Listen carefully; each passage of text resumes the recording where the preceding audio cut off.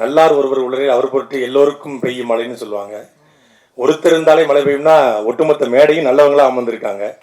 அப்படின்னா எவ்வளோ மழை பெய்யும்னு பார்த்துக்கோங்க. ராமநாதபுரத்தில் பெய்கிற மழை சென்னைக்கு நாளைக்கு வர வாய்ப்பு இருக்கு.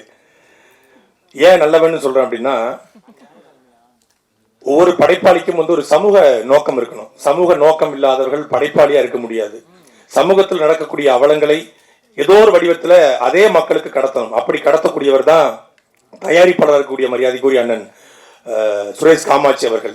எத்தனையோ இடையூறுகள் அவர் அவருடைய கருத்தியல் சார்பாக அவர் இந்த களத்தில் நிற்பதற்கு எத்தனையோ இடையூறுகள் உண்டு. அந்த இடையூறுலாம் தாண்டி தன்னுடைய கருத்தியலில் உறுதியாக நின்று கொண்டு தயாரிப்புகளை செய்யக்கூடியவர். அதே போல இந்த படத்தினுடைய கதை, வசனம், இசை எல்லாவற்றையும் உருவாக்கி இருக்கிற இந்த படத்தினுடைய உண்மையான நாயகனாக இருக்கக்கூடிய மரியாதைக்குரிய அண்ணன் தம்பி ராமையா அவர்கள்.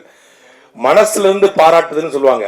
சில பேர் உள்ளுக்குள்ள ஒன்று வச்சுக்கிட்டு வெளியே நீலாம் நல்லா வர்றேன் தம்பி, நல்லா வர்றேடா, வந்துரு விட்டுருவானா அப்படிங்கிற மாதிரி பேசுவாங்க.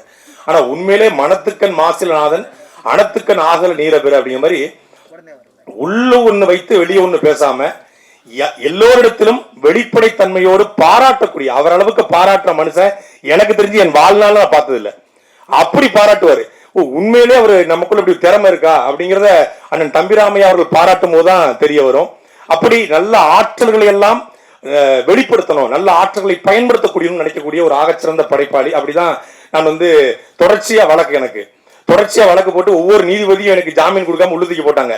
எத்தனை நீதிபதி உனக்கு ஜாமீன் கொடுக்காம இருந்திருப்பான், நீயே இந்த படத்துல நீதிபதியா நடிச்சு ஜாமீன் கொடுக்காத உள்ளுதிக்கு போடு அப்படின்னு சொல்லி எனக்கு நீதிபதி கதாபாத்திரம் கொடுத்தாரு. அது சொல்லிதான் கொடுத்தாரு. அதை கொடுப்பதற்கு அவர் மட்டும் காரணம் இல்ல, அவருடைய அன்பு மகன். அவர் நினைத்ததெல்லாம் அவர் இதுவரைக்கும் நடந்திருக்கு, அவர் நினைச்சதெல்லாம் நடந்திருக்கு. அப்படித்தான் எங்களுடைய ஆக்சன் கிங் அர்ஜுன் அவருடைய அன்பு மகளை அவர் கரம் பிடிச்சாரு, நினைச்சதெல்லாம் நடந்துச்சு.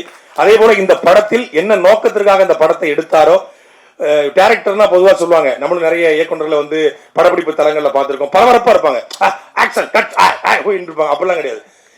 அப்படி கூலா சாஃப்டா இப்படி ஒரு இயக்குனர் தமிழ் சினிமாவோட இதுக்கு வாய்ப்பு கிடையாது.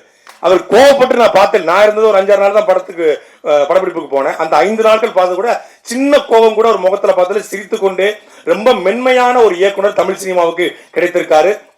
தமிழ் சினிமா தவிர்க்க முடியாத இயக்குனராக மரியாதைக்குரிய தம்பி உமாபதி வருவார் என்பதில் எந்த மாற்று கருத்து கிடையாது.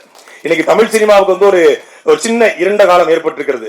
ஏன்னா இன்னைக்கு சோசியல் மீடியா, யூடியூப் சேனல்ஸ் தான் தமிழ் சினிமாவுடைய வெற்றி தோல்வியை தீர்மானிக்கிறது. எத்தனை யூடியூப் சேனல்கள் இந்த படத்திற்கு எதிராக நின்றாலும் இந்த படத்தினுடைய வெற்றியை எவனாலையும் தடுக்க முடியாது. ஏன்னா சாட்டை இந்த படத்துக்கு கூட நிற்கும். சாட்டைனா சமுத்திரகனி அண்ணன் கூட நிற்பாரு, அந்த சாட்டை தம்பிராமையா நிற்பாரு. சாட்டை எடுத்து தயாரிப்பை நிகழ்த்துகிற அண்ணன் சுரேஷ் காமாஜி நிற்பாரு. எல்லா சாட்டையும் நிற்கும். நான் இதுல ஒரு சின்ன செய்தியை மட்டும் சொல்ல விரும்புறேன். நான் ஒரு துரைமுருகன் அப்படின்னு ஒரு பேர் தான் என் பேரு.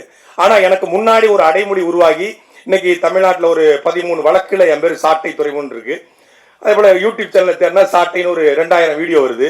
கூகுள்ல போனா சாட்டை அப்படிங்கிற பேர் வருது. அந்த சாட்டை அப்படிங்கிற பெயர் எனக்கு கிடைத்ததற்கு முக்கியமான காரணம், முதல் காரணம் அண்ணன் சமுத்திரகனி அவர்களும் அண்ணன் தம்பிராமையா அவர்களும் தான். இந்த 2 பேருடைய இன்ஸ்பிரேஷன்ல நடித்து வந்த அந்த சாட்டைங்கிற படத்தை பார்த்த பிறகு தான் என் யூடியூப் சேனலுக்கு சாட்டைங்கிற பேரே வச்சேன்.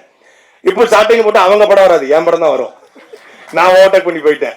அப்போ அப்படி நிறைய ஒரு தொடர்பு உண்டு. அதே போல அண்ணன் சமுத்திரகனி அவர்களும் மனசுக்குள்ள வச்சுட்டு வெளியே பேசக்கூடிய நபர் கிடையாது. ரொம்ப வெளிப்படைத்தன்மையோடு இருக்கக்கூடிய நபர்கள். அப்படியெல்லாம் இப்படிப்பட்ட கலைஞர்கள், படைப்பாளிகள் தமிழ் சினிமாவுக்கும் தமிழ் சமூகத்துக்கும் கிடைப்பது அரிது. அப்படிப்பட்டவர்களும் ஒன்று கூடி தயாரித்திருக்கிற ஒரு படம். இந்த படத்துல 2 பாட்டு பார்த்தோம். ஒன்று நம்மளுடைய உடலை நடுங்க வைத்தது, இன்னொன்று உள்ளத்தை நடுங்க வைத்தது. 2 பாட்டுமே. அதே போல இந்த படமும் உடலையும் உள்ளத்தையும் நடுங்க வைக்கும். தமிழ் சமூகத்துல இந்த படம் சின்ன அதிர்வுகளை நிச்சயம் ஏற்படுத்தும். இந்த படத்துல எனக்கு வாய்ப்பு வழங்கிய மரியாதைக்குரிய அண்ணன் தம்பிராமை அவர்களுக்கும் அவருடைய அன்பு மகன் உமாபதி அவர்களுக்கும் தயாரிப்பாளர் சுரேஷ் காமாட்சி அவர்களுக்கும் என்னுடைய நன்றியும், இந்த படம் வெற்றி பெற என்னுடைய வாழ்த்துக்களும்.